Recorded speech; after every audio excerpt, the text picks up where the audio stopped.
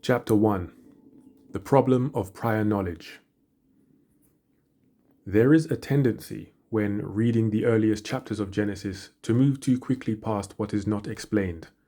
The narrative is brief, almost austere, and it assumes a degree of understanding that the modern reader no longer possesses. This is especially evident in the account of Cain and Abel. The text presents two men bringing offerings to God, one from the fruit of the ground, the other from the firstlings of his flock. And it moves on. No instruction is recorded, no origin of the practice is given. The act is simply there, already formed, already meaningful. The question then is not whether they sacrificed, but whether they understood what they were doing. If the act were merely mechanical, the distinction between the offerings would carry no weight, yet the narrative insists upon it. One is accepted, the other rejected. The difference is not agricultural versus pastoral, nor is it reducible to preference. It is bound up with intention, with awareness, with an underlying logic that the participants themselves appear to grasp. Abel does not stumble into an acceptable act by accident. Cain is not arbitrarily refused. Both operate within a framework that precedes the moment. This raises a difficulty that is often softened or ignored. Knowledge is present, but its source is not described. One may say that God instructed them directly, and this is possible, and within the theological structure of Genesis it is not unreasonable, yet the text does not say so. It records divine interaction elsewhere with clarity and emphasis, but here it is silent. The silence is not proof against direct instruction, but neither is it trivial. It forces the reader to consider whether the knowledge displayed might belong to a broader inheritance, something transmitted rather than freshly given.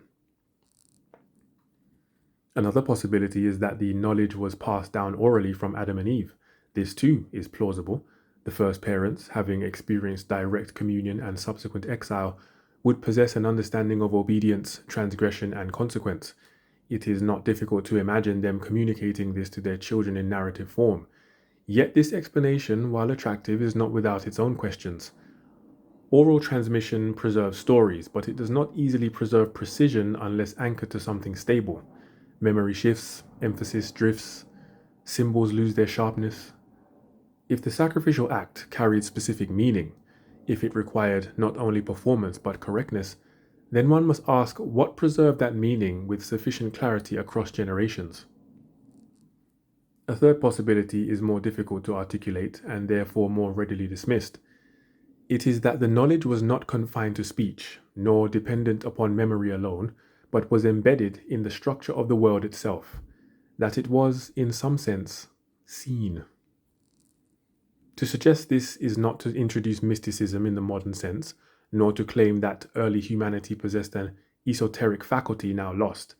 It is simply to take seriously the idea that meaning can be communicated through form, through pattern, through repetition. A written language is precisely this: marks arranged in consistent relationships, conveying information to those who have learned how to read them. There is nothing inherently mystical about the process. The mystery lies only in the assumption that such encoding is limited to ink on a page. If one allows that meaning can be embedded in visible structures, then the question becomes one of medium. Where would such a system exist that is universal, consistent, and accessible to all people, regardless of location or circumstance? The answer is not obscure. It is above. The heavens present themselves as a fixed yet dynamic field. They are stable in their patterns yet active in their motion. They repeat without alteration yet progress through cycles that can be observed, tracked, and anticipated. They are visible to all, not as a private text, but as a shared one. If one were to imagine a medium capable of preserving symbolic sequences across generations without dependence on fragile human memory, it would be difficult to conceive of a more suitable candidate.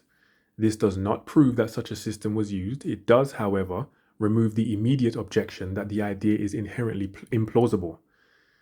The heavens possess the necessary qualities. They endure, they repeat, and they impose themselves upon the observer whether he seeks them or not.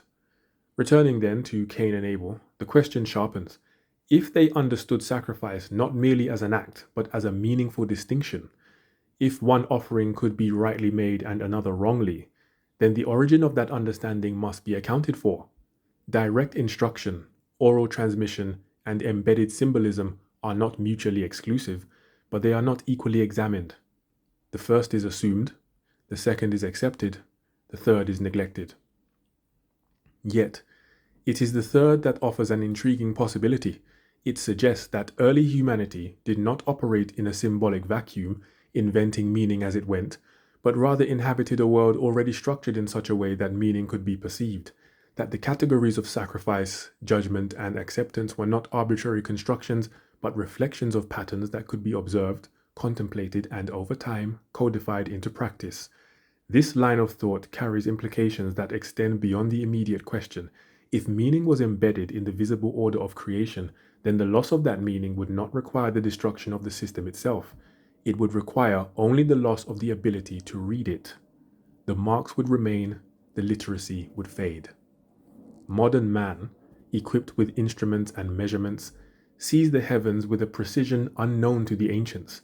He can calculate distances, classify stars, and describe processes with remarkable accuracy, yet in doing so, he has largely confined himself to one dimension of understanding.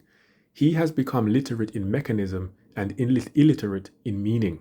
The patterns remain, but they are no longer approached as potential carriers of narrative or symbol.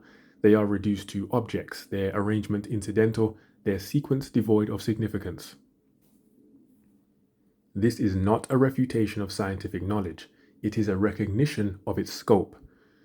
To describe what a thing is made of is not the same as to understand what it signifies. A book can be analyzed in terms of paper, ink, and binding without ever being read. The analysis may be correct, but it would not yield the story.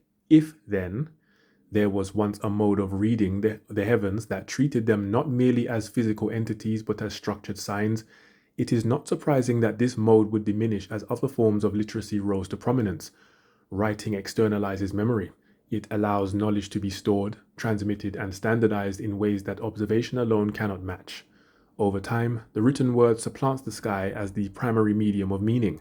What was once seen becomes recorded. What was once contemplated becomes taught. In such a transition, the earlier system does not disappear immediately. It lingers, fragments, and adapts. Its symbols may be retained while their original coherence is lost. They may be reinterpreted, repurposed, or misunderstood. A sequence may be broken into parts, each part assigned new meanings unrelated to the whole. What began as a unified structure may devolve into a collection of isolated elements. This is, perhaps, the more subtle danger.